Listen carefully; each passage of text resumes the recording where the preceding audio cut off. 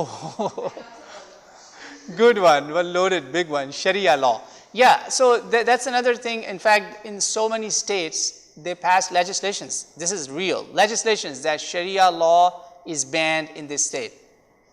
You know, I'm like, they don't even know what they just banned. It's like, they have no idea. They just think that this is some kind of evil torture cell that's going to be established in our state.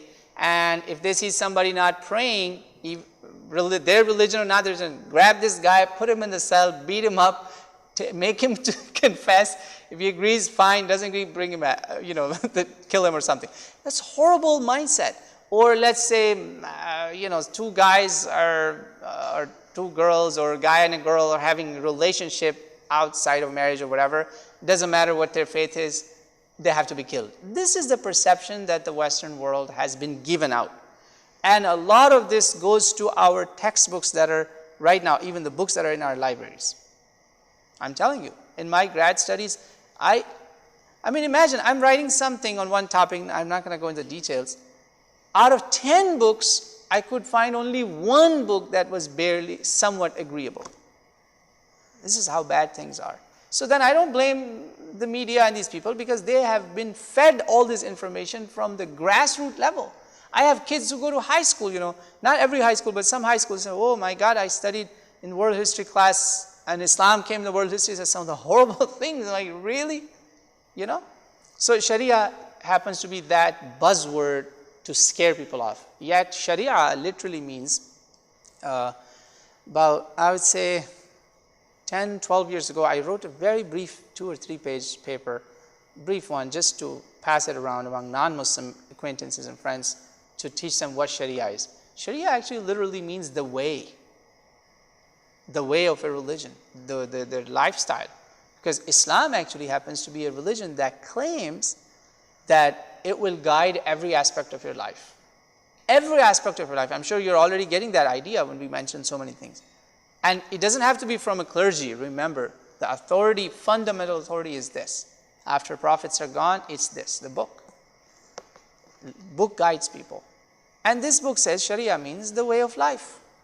So if someone is in a public restroom washing their hands, everybody washes their hands, but his intention is that I'm washing my hands and my face for prayer, becomes a ritual, right?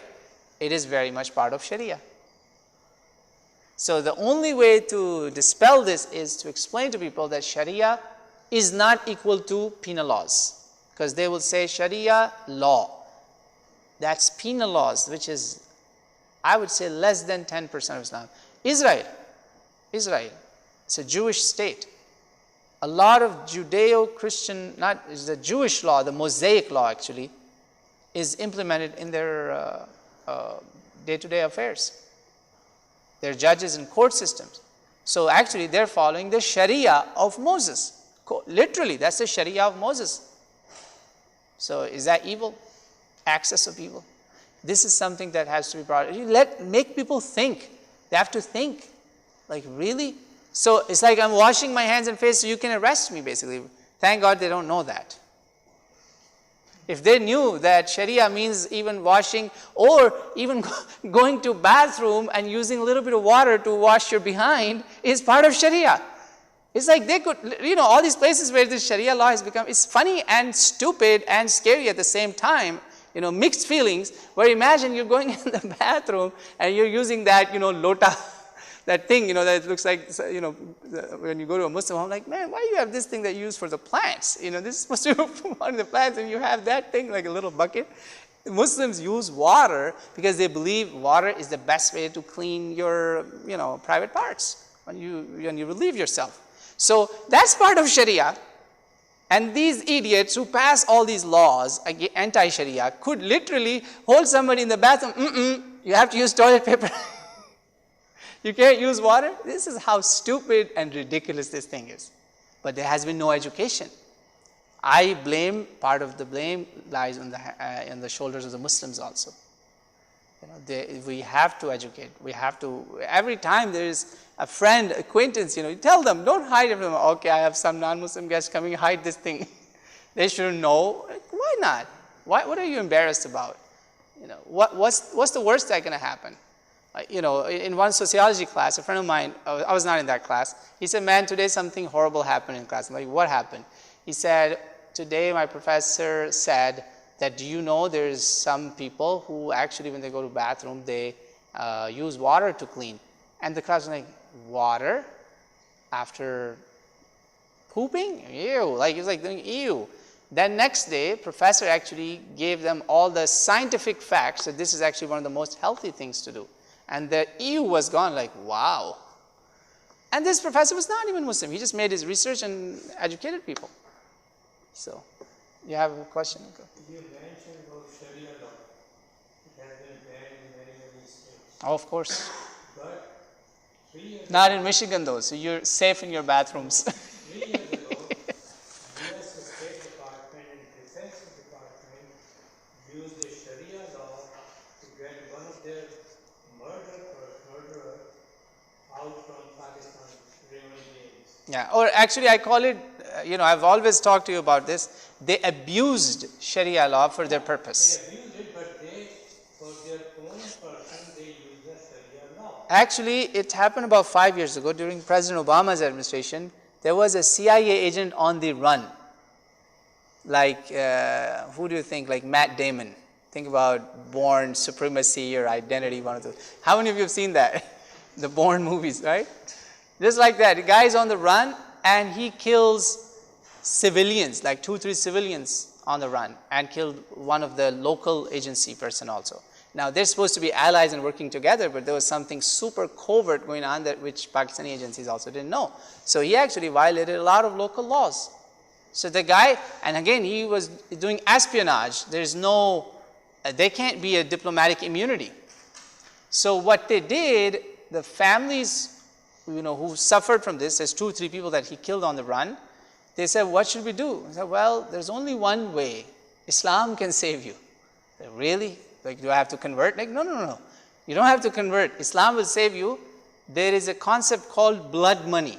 Offer the family that if you sign a forgiveness, like we forgive you, and in return you compensate. It's a poor family and they will take something from you. So they actually, family refused. And there was a strange suicide. And the person that survived in that family, they gave him like, $20,000 or something, said that's a blood money we've paid. That's called in Sharia. In Islam, actually, there's a concept of blood money. That's part of Sharia. Remember, speaking of penal laws, there's something very interesting you should know. If, let's say, there was a road accident because of my mistake, I killed someone because of my mistake. Let's say I was intoxicated, or I was just careless, rash driving. I killed someone. Now, the Islamic law says, because it cannot be determined by the court of law that it's a willful murder. It cannot be considered a murder. So it has to be treated in a different way, which is that my family, myself, and my extended family, that's why in Islam family system is very strong. We all have to make some collections and compensate that family beside getting my license revoked, beside having a jail time, all of that. Additional. If someone lost a finger, let me give you an idea how much money you have to owe. Is there any person here from Saudi Arabia? Saudi Arabia is usually looked at always in a negative way, but I'm going to tell you something positive about Saudi Arabia. The reason they still have the lowest crime rate in the world. If someone lost a finger, let's say they lost it, like a cut, because of a fight and I started it, let's say I'm the guilty person. The minimum money that I have to pay currently, according to the penal law, remember portion of Sharia, a portion, is close to $30,000. I'm converting the numbers. If someone loses an eye, because a fist fight happened and I was the aggressor, determined by witnesses and court of law, I have to pay $1 million.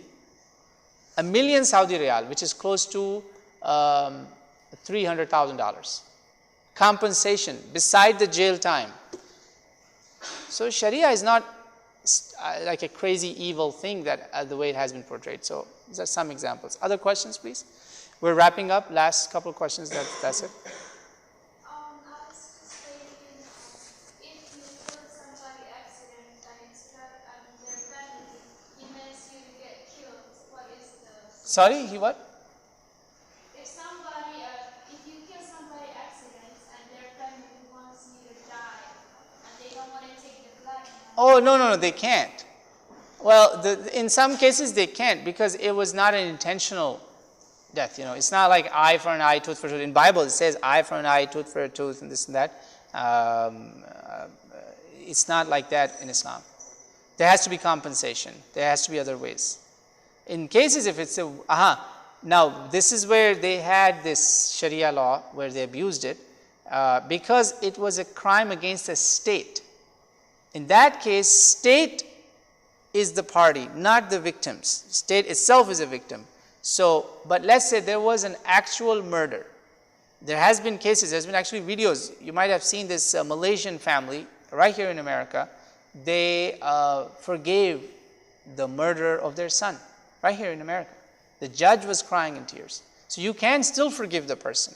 As long as state says that, no, we're not going to let you decide, state will still penalize. There was a famous case in Pakistan. Pakistan is not run by quote-unquote Sharia law, but they use principles from the Quran and teaching of Prophet Muhammad.